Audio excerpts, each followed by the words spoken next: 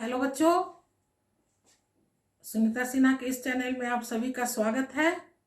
आज जो मैं टॉपिक लेकर आई हूँ वो है भाषा, लिपि और व्याकरण। आज हम लोग इन तीनों चीज की जानकारी लेंगे कि भाषा किसे कहते हैं, भाषा का डेफिनेशन क्या है, परिभाषा क्या है उसकी, लिपि किसे कहते हैं और व्याकरण किसे कहते हैं। तो सबसे पहले हम भाषा के बारे में जानें। भाषा किसे कहते हैं?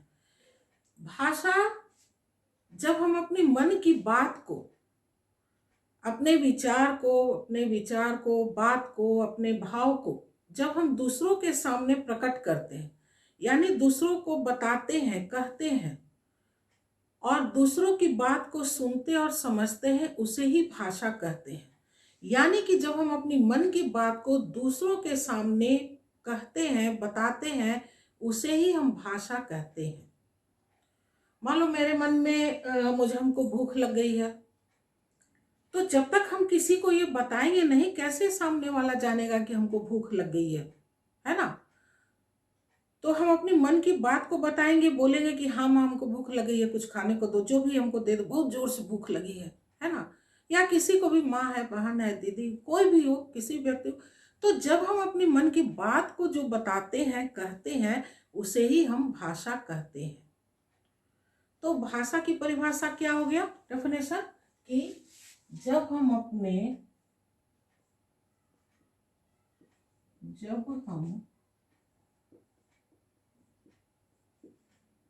मन की बात को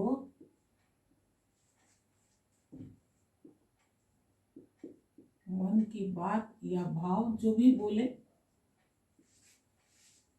बात को दूसरों के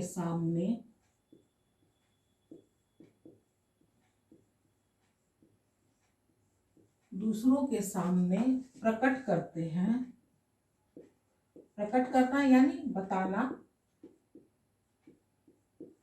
प्रकट करते हैं,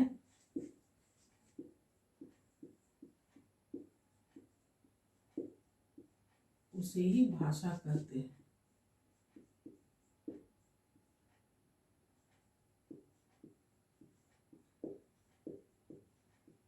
ठीक है? या मन की बात का आदान प्रदान करना।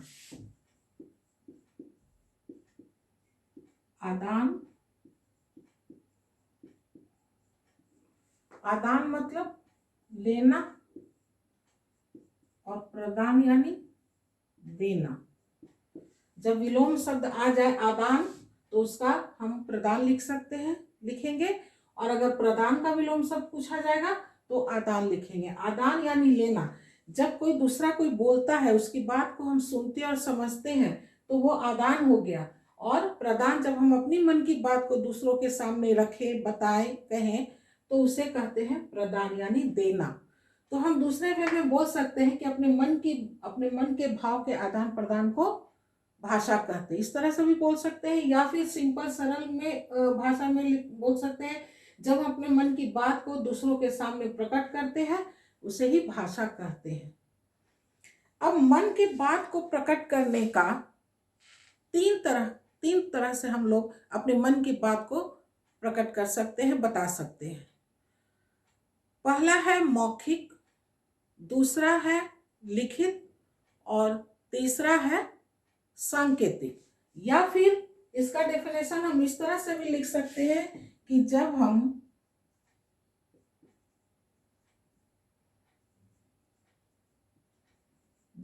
अपने मन की बात को दूसरों के सामने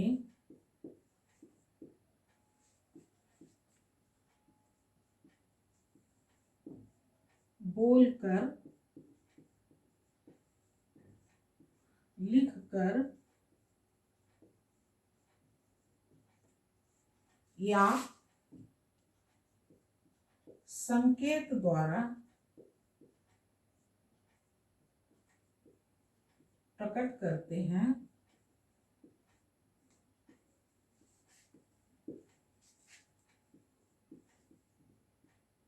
उसे भाषा कहते हैं।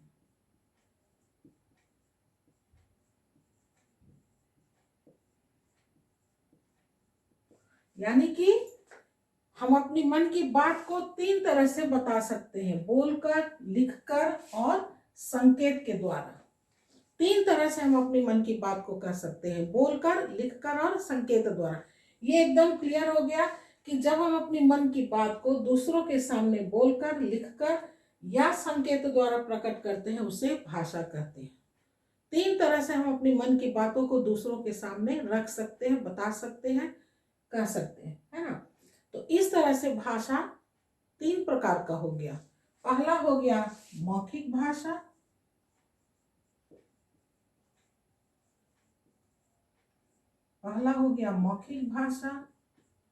दूसरा हो गया लिखित भाषा,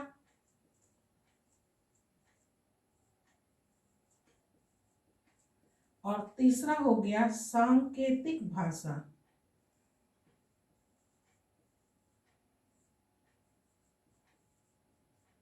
जब हम 3 प्रकार से बोलकर बता सकते हैं तो भाषा कितने प्रकार के हो गए? 3 प्रकार के हो गए, क्योंकि 3 प्रकार से हम अपनी मन की बात को बता सकते हैं। पहला है मौखिक, दूसरा है लिखित और तीसरा है सांकेतिक। मौखिक जो है भाषा, ये मुख से बना है, मुख से बना मौखिक। मुख यानी मुंह, मुख संस्कृत हो गया, हिंदी क्या हो गया इसका? मुंह। यानी कि जब हम मुंह से बोलकर अपने मन की बात को दूसरों के सामने रखते हैं, प्रकट करते हैं, बताते हैं, तो वो हो गया मौखिक भाषा। याद रखना, मुख से बना है मौखिक। मुख यानी मुंह, यानी मुंह से बोलकर जब हम अपने मन की बात को बोलकर प्रकट करते हैं, दूसरों के सामने प्रकट करते हैं, उसे हम मौखिक भाषा कहते हैं। उसी प्रकार से लिखित, लिखित किससे बना है? लिखना से। लिखना जो क्रिया है, लिख से बना लिखित, यानी लिखकर जब हम अपनी मन की बात को लिखकर दूसरों के सामने प्रकट करते हैं तो वो लिखित भाषा कहलाता है। उसी प्रकार से सांकेतिक, सांकेतिक किससे बना? संकेत से। संकेत शब्द से बना सांकेतिक। संकेत यानी इशारा। जब हम इशारा से, संकेत से अपनी मन की बात को बताते हैं, कहते हैं, तो वो कहलाता है सांकेतिक भाषा। अगर इस डेफिनेशन को तुम याद कर लोगे तो इसी डेफिनेशन में तुम्हारा इन तीनों का डेफिनेशन छुपा हुआ है। इसको याद कर लोगे तो अच्छा रहेगा। इसके साथ साथ तुम्हारा ये तीनों का डेफिनेशन याद हो जाएगा। जैसे जब हम मौखिक भाषा का डेफिनेशन लिखेंगे तो लिखेंगे जब हम अपनी मन की बात को दूसरों के सामने बोलकर, इसमें लिखकर,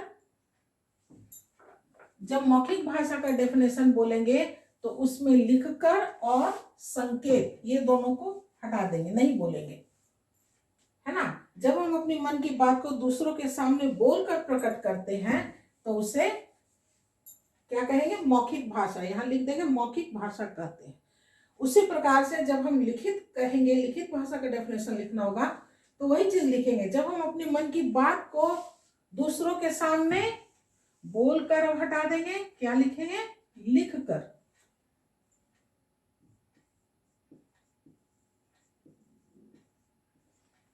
लिखकर प्रकट करते हैं तो उसे लिखित भाषा कहते हैं। यहाँ ऐड कर देंगे, लिखकर है इसलिए यहाँ ऐड हो जाएगा, लिखित भाषा कहते हैं।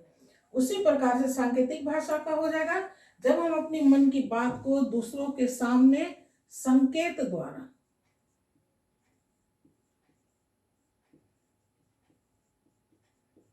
संकेत द्वारा प्रकट करते हैं तो उसे यहाँ पे ऐड हो जाएगा, सांकेतिक भाषा कहते हैं। इसलिए अगर ये डेफिनेशन जो याद कर लोगे तो इसी के साथ साथ तुम्हारा ये तीनों डेफिनेशन याद हो जाएगा।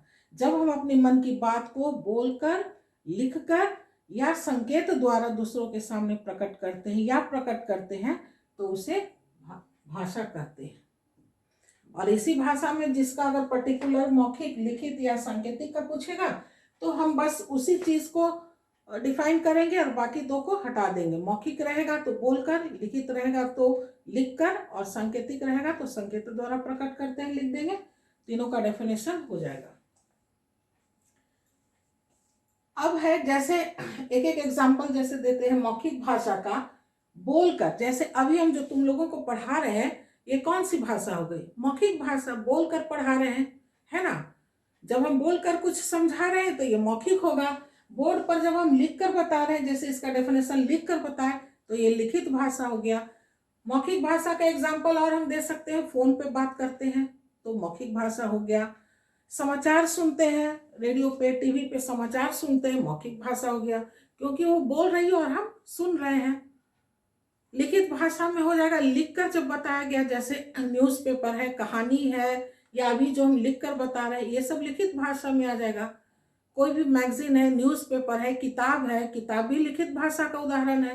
किताब में लिख कर बता रहा है, उसको तुम पढ़ रहे हो और समझ रहे हो। सांकेतिक भाषा का हो जाएगा जब संकेत के द्वारा करते हैं, है ना। जैसे मान लो कि ट्रेन जा रही है ना। अब इंजन आगे है और गार्ड का बॉगी एकदम पीछे रहता है, उसका डब्बा। तो वो उतना दूर से अगर सीटी बजाएगा या आवाज तो नहीं लगाएगा ड्राइवर को कि हाँ टाइम हो गया, चलिए शुरू कीजिए, स्टार्ट कीजिए। तो क्या करता है, वो हरी झंडी दिखाता है, क्योंकि आवाज वहां तक जब नहीं पहुंचता है। जब हम देखते हैं कि मेरी आवाज वहां दूर तक नहीं पहुंचेगी, तभी हम सांकेतिक भाषा का प्रयोग करते हैं। जैसे गार्ड हरी झंडी दिखाता है, या फिर चौराहा जो होता है, रोड पे चौराहा देखते हो, ट्रैफिक पुलिस लाइट लिए हुए रहता है, लाइट दिखाता है, रेड लाइट, ग्रीन लाइट, है ना। तो ये सब क्या है, सांकेतिक भाषा है। ना वो बोल रहा है ना लिख रहा है, संकेत के द्वारा इशारा कर कर बता रहा है कि अभी आप रुक जाइए, अब आप चलना शुरू कीजिए, है ना। या फिर एक और एग्जांपल देते हैं, जैसे मान लो स्कूल में क्लास में टीचर पढ़ा रहे हो, बोल रहे हैं तो वो हो गया मौखिक भाषा। बोर्ड पर लिख कर बता रहे हैं तो लिखित भाषा। अब उस वक्त तुम्हारे मन में आ गया कि भूख लग गया है, अब लंच, इसके बाद लंच होने वाला है, भूख लग गया, कैसे बताए अपने फ्रेंड को भूख लग गया है? तो क्या करोगे, दो तरह से बताओगे अपने फ्रेंड को। बोलोगे तब तो आवाज चली जाएगी कि टीचर के कान में, वो गुस्सा करेगी या गुस्सा करेंगे, जो भी हो। तो क्या करोगे, वहां पे लिखित भाषा में अपनी कॉपी में लिख कर बताओगे कि भूख लग गई है, जल्दी से बेल बजे और थोड़ा लंच वंच कर ले, है ना। तो लिखित भाषा से भी बता सकते हो, या फिर देखोगे कि टीचर जब उधर मुड़ी ब्लैक बोर्ड की ओर, तो इशारा से बताओगे भूख लग गई है, काम भी मेरा निकल गया, डांट भी नहीं सुने, है ना। तो तीन तरह से हम अपने मन की बात को बता सकते हैं, मौखिक, लिखित और सांकेतिक। अब दूसरा है लिपि। लिपि किसे कहते हैं? लिपि जब हम अपने मन की बात को लिखकर, तो लिखित हो गया। अब लिखने के लिए जो निश्चित चिन्ह बनाया गया, अब मान लो जब हम अपने मन की बात को ये लिख दिए, ये लिपि में है, अगर इसका निश्चित चिन्ह नहीं बना होता तो हो सकता है कि इस भाषा को हम कुछ ऐसे ऐसे करके लिख देते और कहते कि देखो, जब हम अपने मन की बात को दूसरों के सामने बोलकर, लिखकर या संकेत द्वारा प्रकट करते हैं, उसे ही भाषा कहते हैं, और ऐसे ऐसे लाइन खींच देते, चलो हो गया। तो क्या तुम लोग समझ जाते? ये तो लिखित भाषा हो गया, भाई लिखकर बोल रहे हैं। तो इसमें समस्या होने लगा कि भाई वो अपने मन की बात को तो लिख दिया, लेकिन उसको हम समझ ही नहीं पा रहे हैं, समझने में लोगों को दिक्कत होती थी। तो इसलिए एक निश्चित चिन्ह, एक निश्चित आकार दे दिया गया कि इसी निश्चित चिन्ह में इसको लिखा जाएगा, सब कोई उसको, उसका उच्चारण वही करेंगे और पढ़ेंगे भी वही। तो एक निश्चित चिन्ह दे दिया गया कि इसको क बोलेंगे, इसको इस तरह से लिखा रहेगा, उसको ख बोलेंगे, इसको ग बोलेंगे, इस प्रकार लिखा रहेगा घ बोलेंगे, इसको अंग बोलेंगे। अब अगर हमको जब लिखना है, जैसे क ख ग घ जो व्यंजन वर्ण है, अब जैसे उसी में से हम ज और ब लिए हैं, जब, अब जो भी इसको पढ़ेगा जब पढ़ेगा, इसको ब पढ़ेगा, जब ब जब हो गया। अब उस तरह कर देने से क्या हो गया, एक निश्चित चिन्ह जो दे दिया गया या एक निश्चित आकार दे दिया गया कि भाई जब कोई, जिसको भी जब लिखना होगा तो वो इसी प्रकार से लिखेगा और इसको ज ही पढ़ेगा। जिसको इस तरह से जो बनाया गया उसको बोला गया भाई इसको ब पढ़ना होगा। सबको इसको जब ब लिखने की जरूरत होगी तो इस प्रकार लिखेगा और इसको सबको ब ही पढ़ेगा, इसका उच्चारण ब करेगा। तो जब एक निश्चित चिन्ह और आकार दे दिया गया तब लोगों को आसानी हो गई एक दूसरे के बात को पढ़कर समझने में कि वो क्या लिखा हुआ है। इसलिए लिपि की परिभाषा हो गई कि भाषा को लिखने के ढंग को, सिंपल वे में तुम ऐसे भी लिख सकते हो कि भाषा को भाषा के लिखने के ढंग को, भाषा के लिखने के ढंग को लिपि कहते हैं।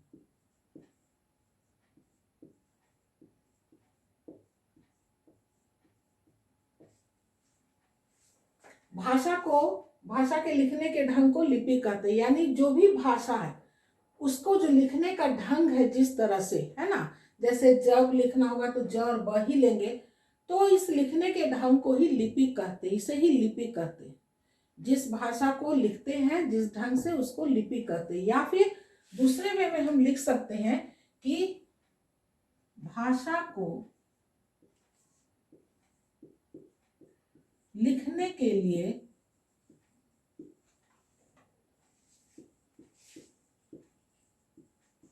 जो निश्चित चिन्ह बनाए गए हैं, जो निश्चित चिन्ह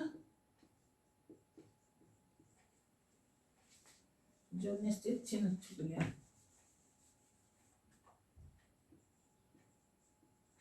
जो निश्चित चिन्ह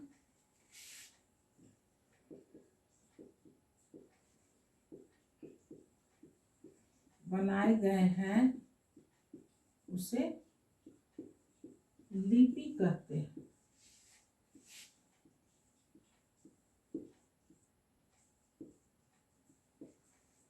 अब ये थोड़ा और समझाकर हो गया कि भाषा को लिखने के लिए जो निश्चित चिन्ह, यानी जो निश्चित चिन्ह बनाया गया है कि क लिखना है उसका चिन्ह यही है, ख लिखना है इसी तरह से, ये च इसी तरह से, छ इसी तरह से, ज इसी तरह से, भ इसी तरह से, म इस प्रकार, घ इस प्रकार, ध इस प्रकार, है ना।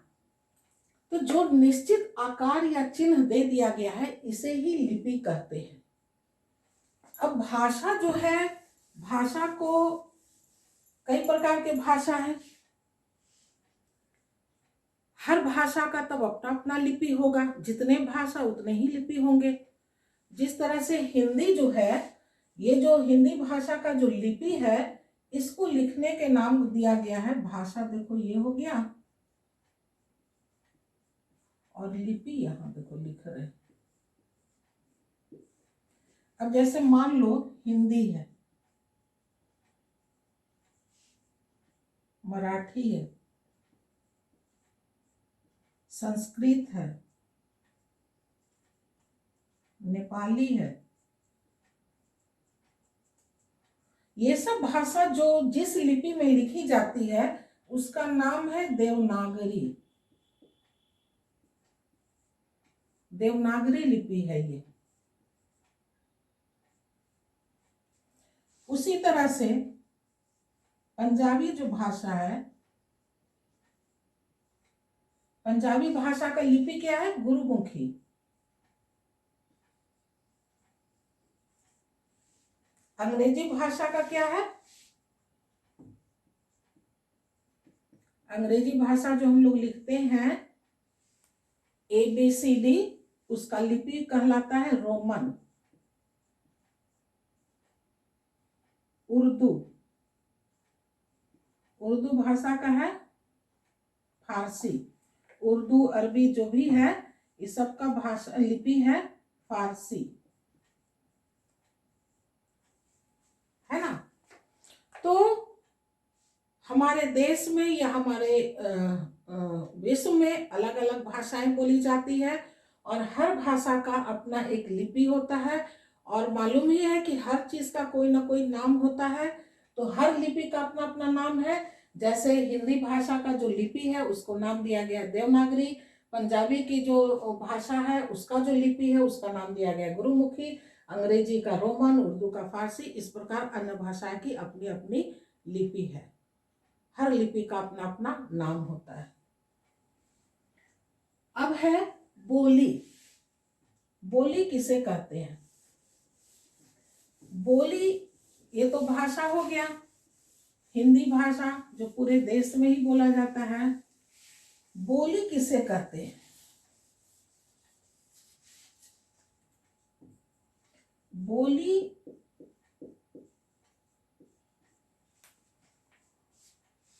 भाषा तो है, वो बोलेगा जरूर बोली, लेकिन बोली जो है वो एक निश्चित क्षेत्र में, उसका क्षेत्र बना हुआ है, एक निश्चित है कि इस क्षेत्र में यही भाषा बोला जाएगा। तो उस निश्चित क्षेत्र में जो भाषा बोला जाता है उसे ही बोली कहते हैं। बोली एक निश्चित क्षेत्र में,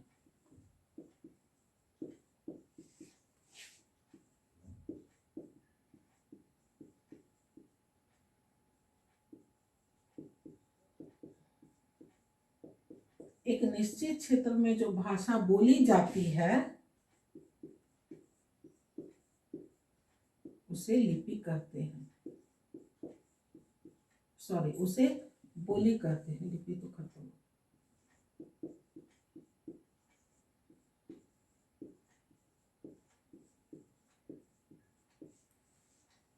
हर स्टेट में, हर जगह एक निश्चित क्षेत्र होता है। जैसे बिहार है, बिहार को भी 3 क्षेत्र में बांट दिया गया है। हर क्षेत्र का अपना अपना बोली है। बिहार में 3 प्रकार की बोलियां हैं। बिहार में 3 प्रकार की बोली है, मिथिला, मगही और भोजपुरी। यानी बिहार जो राज्य है उसको 3 क्षेत्र में बांट दिया गया है और हर क्षेत्र में अपना एक भाषा होता है। उसका जो अपना एक भाषा हो गया वही बोली हो गया। तो बिहार में 3 प्रकार की बोली बोला जाता है, मिथिला, मगही और भोजपुरी। उसी प्रकार से अन्य राज्य में भी अपना एक निश्चित क्षेत्र में सबका अपना एक अलग अलग बोली होता है। कहीं खड़ी बोली है, हरियाणवी बोली है ना, इस तरह से खड़ी बोली है, या अवधी बोली है, अवध भाषा में बोला जाता है। तो हर राज्य में अपना अपना एक भाषा है, उसे ही एक बोली कहते हैं। अब है व्याकरण। व्याकरण किसे कहते हैं? व्याकरण क्या है? व्याकरण से हम शुद्ध शुद्ध बोलना, पढ़ना और लिखना सीखते हैं। अगर व्याकरण नहीं होता तो हमें लिंग की जानकारी नहीं होती, वचन की जानकारी नहीं होती, और भी चीज की बातों की जानकारी नहीं होती, जिसके कारण हम कुछ भी गलत सलत बोल सकते थे। जैसे लिंग की जानकारी नहीं होने की वजह से पुल्लिंग के जगह क्रिया को इस्तेमाल, स्त्रीलिंग क्रिया इस्तेमाल कर सकते हैं, जैसे कि राम जाती है, सीता आता है। तो व्याकरण ही हमें वो शुद्ध शुद्ध पढ़ना, लिखना और बोलना सिखलाता है। व्याकरण वह शास्त्र है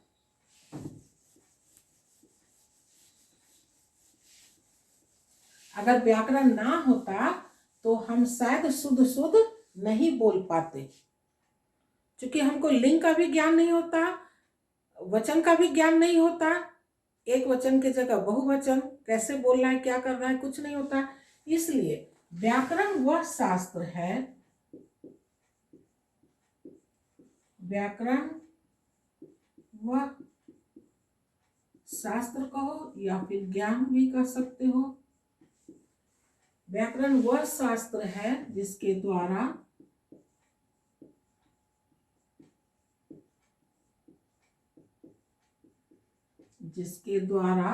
हम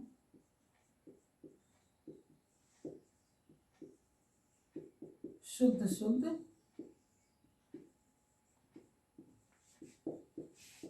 बोलना, पढ़ना और लिखना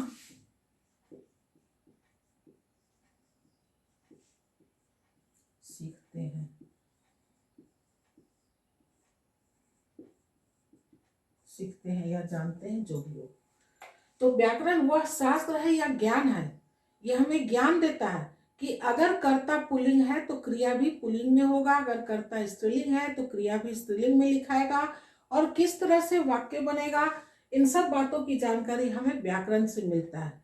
यानी व्याकरण वह ज्ञान है, व्याकरण में उन सभी बातों की जानकारी है जिससे कि हम शुद्ध शुद्ध बोल सके, शब्द बोल सके, या वाक्य बोलना है तो वाक्य बोले। इन सारी बातों की जानकारी व्याकरण में ही हमें मिलता है। व्याकरण की किताब में देखते होंगे बहुत सारे पाठ हैं जिससे कि हमें सारी बातों की जानकारी मिलता है। तो व्याकरण वह शास्त्र है जिसके द्वारा हम शुद्ध शुद्ध बोलना, पढ़ना और लिखना सीखते हैं। उम्मीद है बच्चों कि समझ में आ गया होगा। अगर वीडियो पसंद आया हो तो उसको लाइक करो, शेयर करो और सब्सक्राइब करो। नेक्स्ट वीडियो में हम बताएंगे कि मातृभाषा किसे कहते हैं, राजभाषा किसे कहते हैं, राष्ट्रभाषा किसे कहते हैं, और इन तीनों बातों की जानकारी हम देंगे। उम्मीद है कि इस चैप्टर में इतना ही हो रहता है। भाषा, लिपि, व्याकरण, बोली और मातृभाषा किसे कहते हैं, राजभाषा, राष्ट्रभाषा। तो नेक्स्ट वीडियो में हम वो 3 बताएंगे। आज बस इतना ही।